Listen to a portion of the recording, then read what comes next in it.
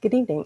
My name is Laura Nguyen, and I am presenting on how we can use hotel room images to identify hotel chains and prevent sex trafficking.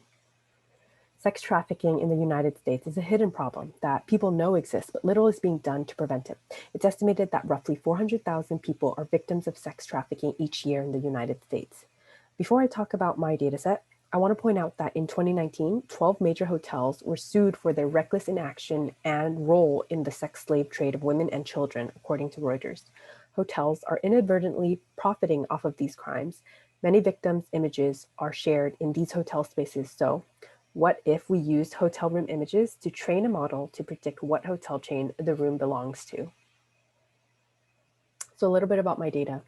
The dataset of images of 1 million hotel room images comes from Cornell, who gathered these images from two sources, travel websites and hotel room a hotel room app called Trafficking. Our goal is to predict hotel chains. I've selected 6 hotels with a graph on the right here representing how many images per category, per chain. We have 14K training images as a result and 3,500 testing images. So here is a sample of the images per chain. This is Best Western and Hyatt and Marriott and Wyndham. Observe how there aren't many obvious patterns or differences that may help us distinguish a hotel room off of another. There's Hilton and Crown Plaza. Some locations have pools, spas, and other amenities. So how well can we predict a hotel chain using machine learning? My base model received an accuracy score of 24% at predicting the most frequent hotel chain, which is the Hilton.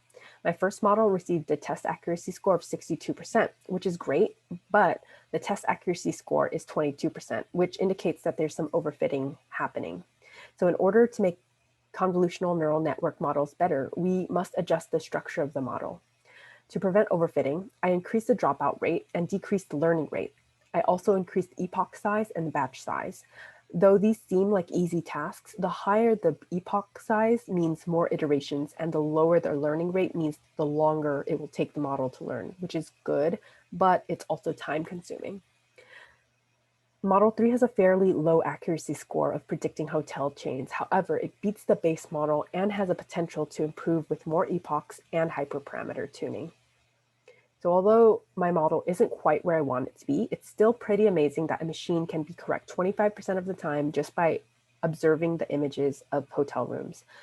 As I mentioned, I'm looking forward to adjusting the structure of my model by increasing epochs and reducing layer sizes. Additionally, I think more organized data is helpful. And I'm also interested in introducing transfer learning in future iterations of this project. Thank you.